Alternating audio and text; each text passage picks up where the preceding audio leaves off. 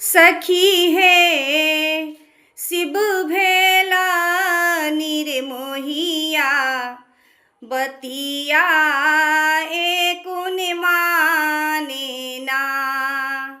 सखी है शिव भेला निर्मोहिया बतिया एकुन माने ना।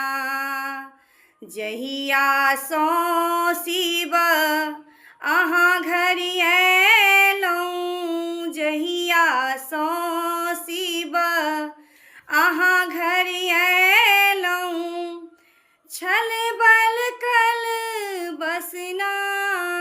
सखी है शिव भेला निर्मोहिया बतिया